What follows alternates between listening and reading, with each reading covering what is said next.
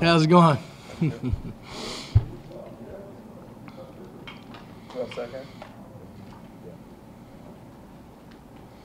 Well, Zach, how would you assess the offense against Washington State? Certainly started out real strong, but a little bit the fourth quarter had some issues. What was your kind of assessment? Yeah, started off with a good drive, went down and scored right away.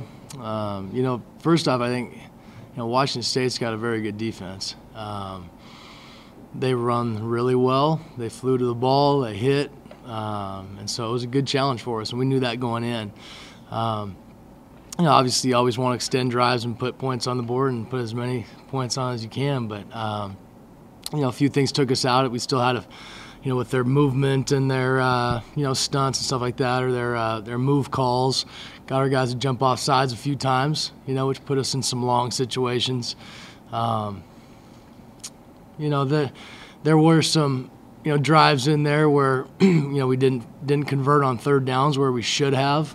And looking back on film, and I know whether it's the quarterbacks or the O-line or the receivers are looking at it, man, we should have moved the ball a lot better than we did.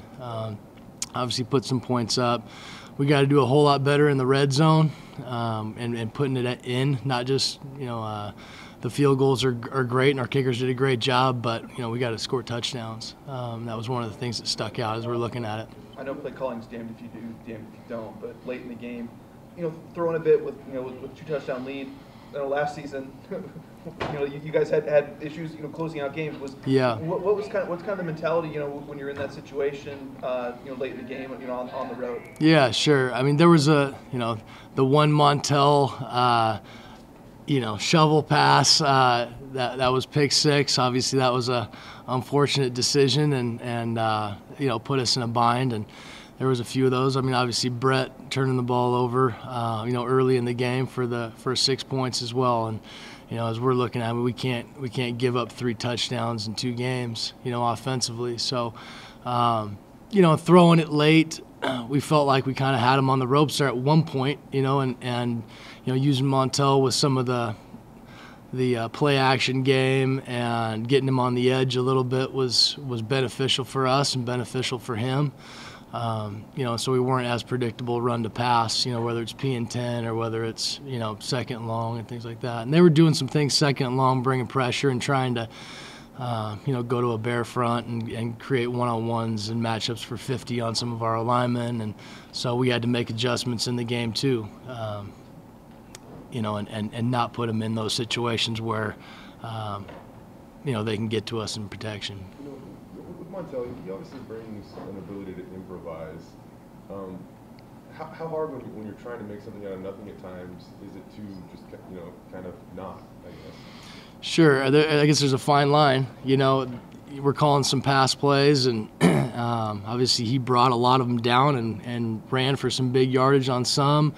Got caught on a few other ones. I think late in the game there was a little bit of that wanting to run too quickly and having some things open, and that vision starts to come down and work on the defense a little bit more than it is in the pass game and in the route concepts. So he's trying to get a lot better at that.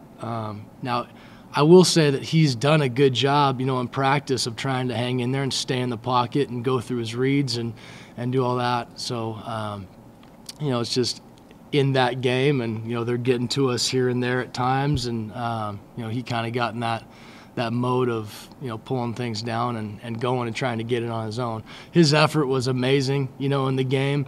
Were all of his decisions correct? No, there's always no quarterback's going to make all the right decisions, but he's really pressing to make some better decisions, be able to make some throws in the pocket and not have to rely on his legs all the time.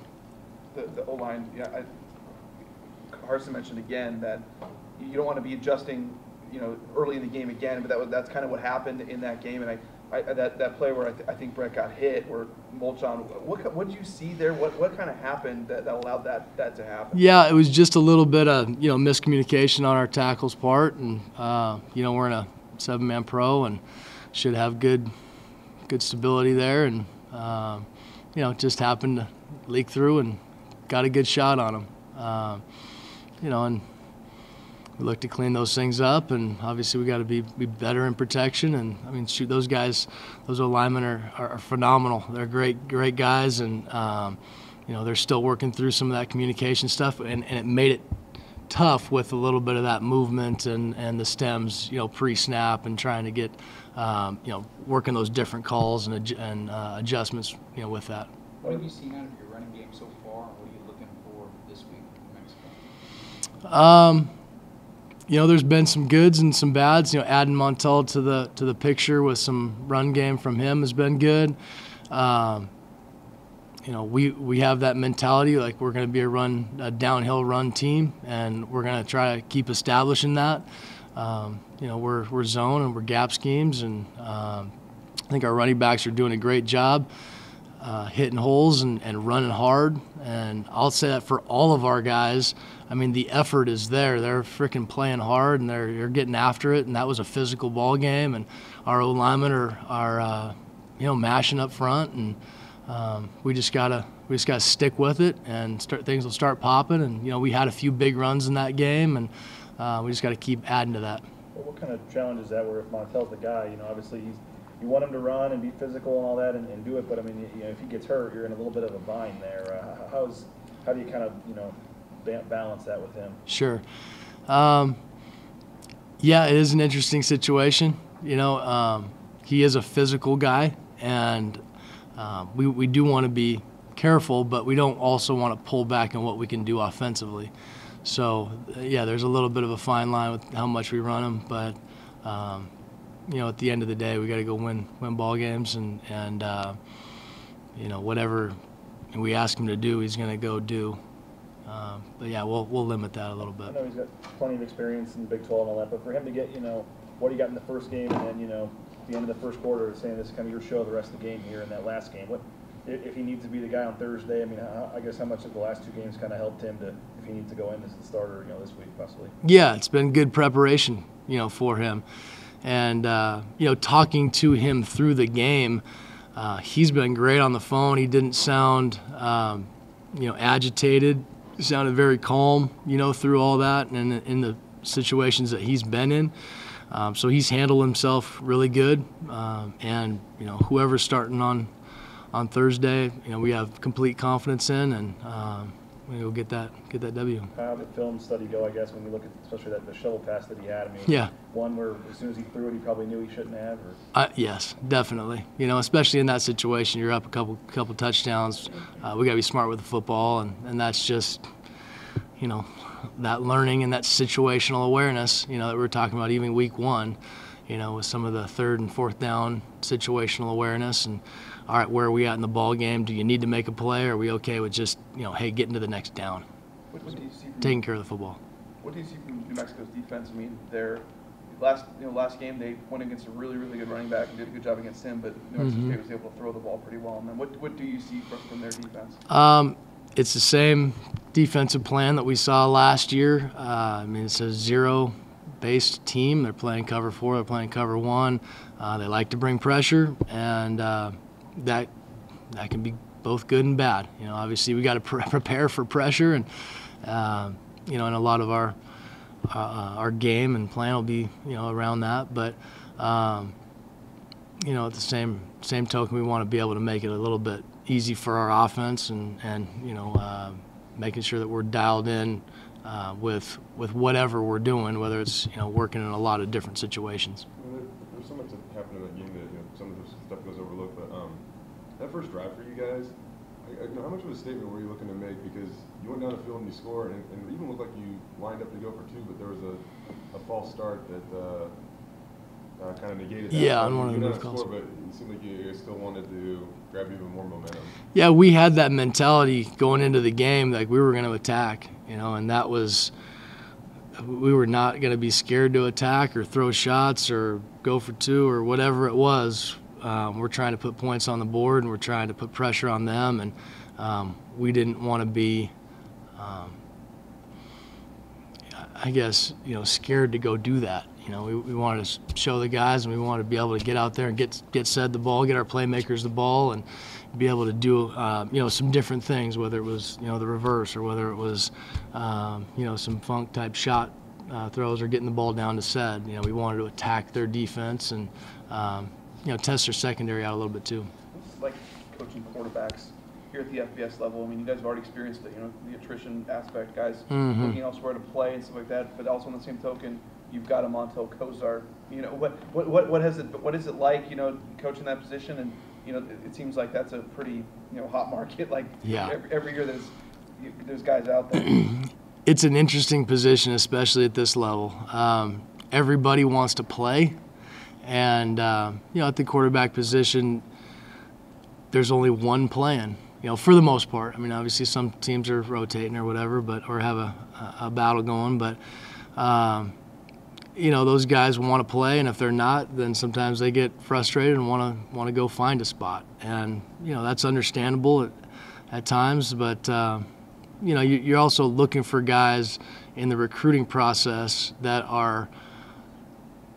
have a good, you know, base to them too, where they understand that, hey, this is a process. I've got to earn it, and I've got to get to that point where, you know, maybe a year, maybe two, maybe three, where I'm pushing myself to be that starter and have a little bit of patience with it. What do you think of Said's performance?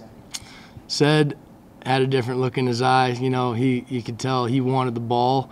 You know, and at halftime, he you know, we had a little talk, and he was like, "Give me the ball." So, you know, right after that, we're like, "All right, let's go take a shot early," and did, and threw a few balls up for him, and he went and got them, and no, it was fun seeing that look in his eye, and you know, getting back to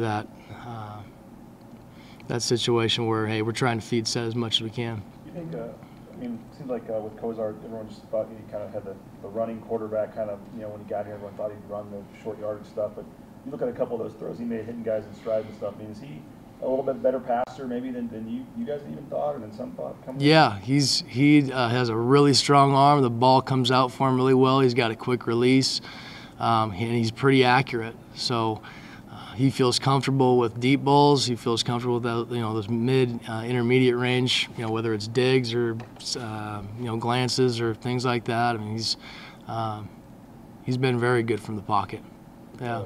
Two more guys. You said what led to him having that, I don't know, taking that approach, having to give me the ball, and then with Alex, how much of it is still kind of a little bit of a learning process? Because I kind of had the fumble near the goal line, and then right before that, I think you guys had to burn a timeout because I think he was out of position, but I mean, it doesn't seem like, it seems like there might be just a little something holding him back from, you know, getting more maybe. Sure. You know, he's still young. You know, he's got a ton of talent, and you know, he's going to be a phenomenal back for us, and he's one of the guys we want to get the ball, you know, to a lot of different ways.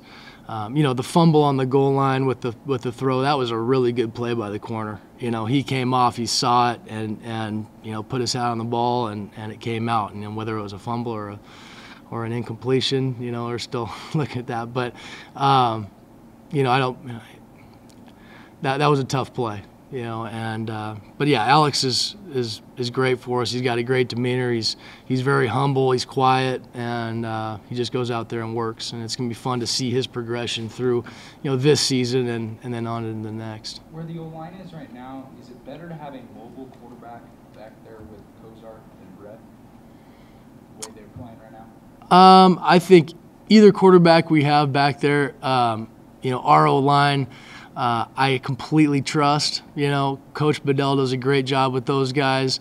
You know, working.